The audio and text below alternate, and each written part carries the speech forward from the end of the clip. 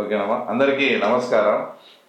తర్వాత ముఖ్యంగా మిమ్మల్ని కూడా రమ్మనడం ఏంటంటే, వైఎస్ఆర్ కాంగ్రెస్ పార్టీకి ప్రధాన కార్యదర్శి అయినటువంటి సతీష్ రెడ్డి గారు ఈ మధ్య మాట్లాడిన మాటలు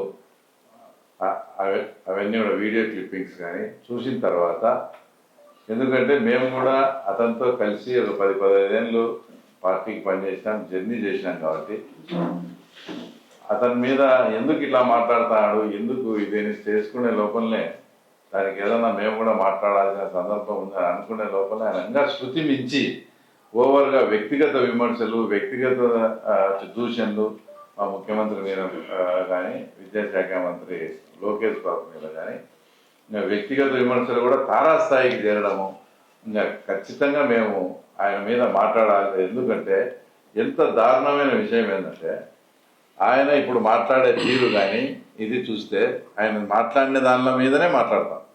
ఆయన ఈ మధ్య ఒక ఇంటర్వ్యూలో మాట్లాడుతూ రాజశేఖర రెడ్డి గారు ముఖ్యమంత్రిగా ఉన్నప్పుడు బాలకృష్ణ గారి ఇంటిలో ఒక సంఘటన జరిగితే రాజశేఖర రెడ్డి గారు దాన్ని చాలా ఉదార స్వభావంతో వచ్చేసి వదిలిపెట్టి బాలకృష్ణ గారికి కానీ, బాలకృష్ణ కుటుంబానికి కానీ ఏదో రాజశేఖర రెడ్డి గారు పెద్ద న్యాయం చేసినట్టు ఆయన తర్వాత ఈ మధ్య కూడా కామెంట్ చేయడం, మాట్లాడడం జరిగింది. ఇది ఎంత అసలు నిజంగా ఒక ముఖ్యమంత్రి గారు ఆయన చేయాల్సింది ఏదైనా కానీ ఆయన చేస్తే, ఆయన చేయకుండా అంటే ఏందో రాజశేఖర రెడ్డి గారే బాలకృష్ణని సేవ్ చేసినట్టు ఆయన మాట్లాడి, నిజంగా అట్లా సేవ్ చేసింటే కూడా ఒక ముఖ్యమంత్రి గారిని నిజంగా కూడా తప్పే. ఆ విషయం పక్కన పెడితే సతీష్ రెడ్డి అనే వ్యక్తి 2005లో వేల్పుల సంఘటన జరిగినప్పుడు సాక్షాత్తు రాజశేఖర రెడ్డి గారే సీఎం కుర్చీలో కూర్చొని, మేము గన్మెన్లను సేఫ్టీ కోసం ఇస్తే మా గన్మెన్లతోనే మా గన్మెన్లే ఫైట్ చేస్తారని ఉదయం 10:30-11 ముఖ్యమంత్రి గారి కుర్చీలో కూర్చొని మాట్లాడాడు.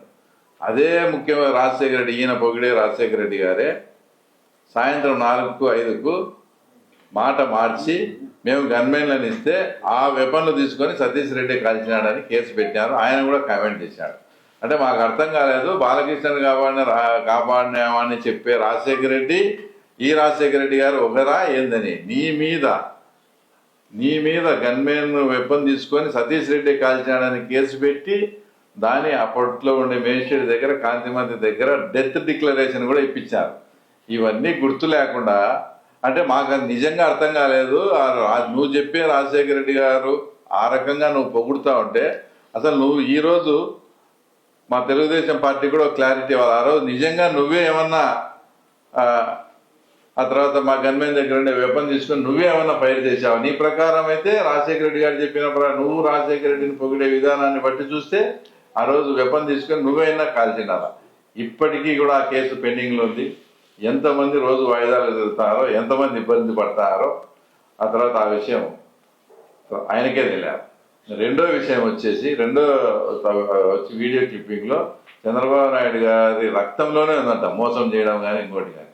ఇదే సతీష్ రెడ్డి పైడిపాలెంలో అప్పుడు ముఖ్యమంత్రి హోదాలో చంద్రబాబు నాయుడు వస్తే ఆయన కాళ్ళ మీద పడినాడు. ఆ వీడియోలు కూడా ఉన్నాయి. కాళ్ళ మీద పడి రక్తము పారించిన ఏరియాలో పులిందల ప్రాంతంలో నీళ్లు పారించామని ఇదే సతీష్ రెడ్డి స్వయంగానే ఈరోజు చంద్రబాబు నాయుడు గారు రక్తంలోనే ఉందట మోసం చేసేది కానీ ఇది కానీ.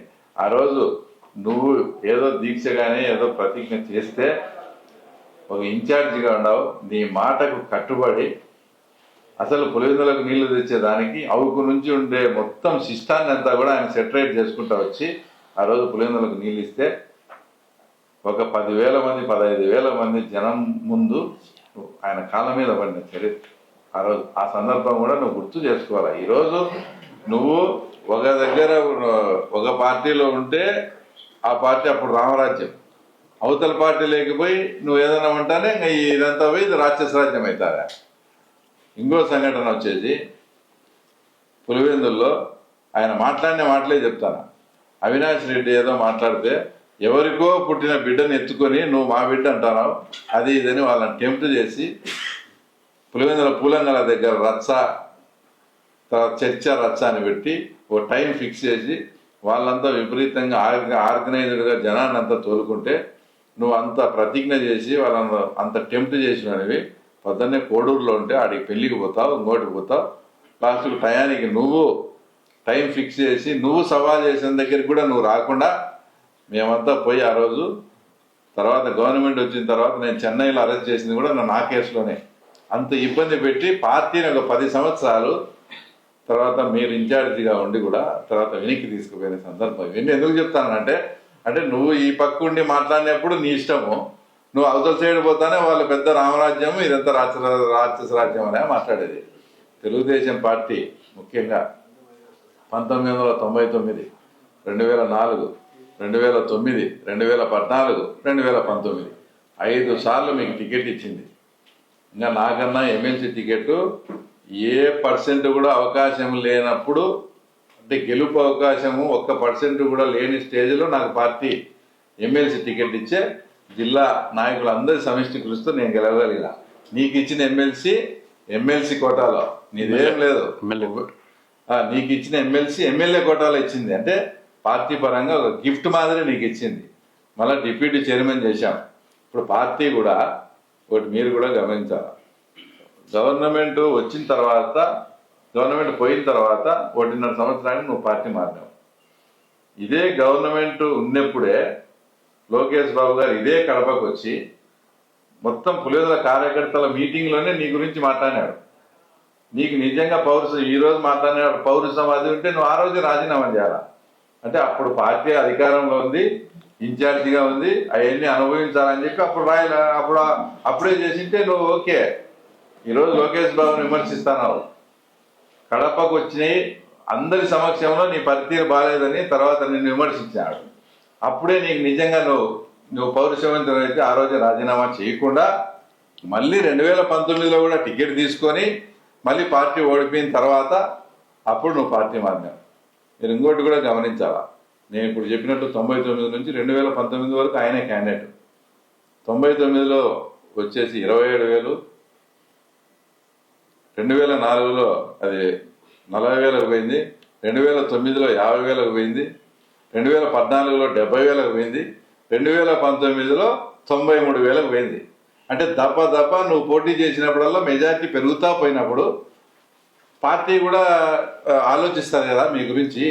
నువ్వు ఇప్పుడు పార్టీని విమర్శించేది ఏంది? తర్వాత మేము నిన్న పోటీ చేసే పులివెందులలో 32,000 తగ్గినాయి ముందుకు. అవన్నీ క్యాల్కులేట్ చేస్తారు కదా. నువ్వు పోటీ చేసినప్పుడల్లా దప్ప పెరుగుతూ పోయినా కూడా నీకు ఎమ్మెల్సీ ఇచ్చినారు, పార్టీ ఇది ఇచ్చారు. కాబట్టి ఇవన్నీ నీ భాష నీది చాలా ఇదిగా ఉంది. నువ్వు ఇట్లే కనుక కంటిన్యూ చేసి నువ్వు ఏదన్నా కానీ మా లోకేష్ బాబుని కానీ ఇట్లా మాట్లాడి ఏదన్నా మాట్లాడితే మటుకు చాలా తీవ్ర పరిణామాలు ఉంటాయి. మాకు పార్టీ లైన్ అనేదే ముఖ్యము. మీరు ఇన్నాళ్ళు పనిచేసినాం కాబట్టి, నీతో కలిసి పనిచేసినాం కాబట్టి నిన్ను విమర్శించేదానికి కొంత టైం తీసుకున్నాము. ఎందుకంటే మాకు కూడా కొన్ని మానవతా దృక్పథం అనేది ఉంటుంది. కానీ నువ్వు శృతి మించి ఇంకా నీ ఇష్టం వచ్చినట్టు మాట్లాడుతా అంటే నేను చూస్తూ ఊరుకుండేది లేదు. ఈ నుంచి లోకేష్ బాబు మీద కానీ చంద్రబాబు నాయుడు మీద కానీ నువ్వు పార్టీ మారినావు, మాకు అభ్యంతరం లేదు, అది నీ ఇష్టం. జగన్ దగ్గర పోయినావు, జగన్ ప్రాపకం పొందాలంటే భజన చేసుకో, మాకు అభ్యంతరం లేదు. మా ముఖ్యమంత్రిని కానీ లోకేష్ బాబును కానీ వ్యక్తిగతంగా విమర్శిస్తే మాత్రం చట్టపరంగా ఉంటాయి, తీవ్ర పరిణామాలు కూడా ఉంటాయి అని సతీష్ రెడ్డిని ఒక రకంగా హెచ్చరిస్తా ఉన్నాం.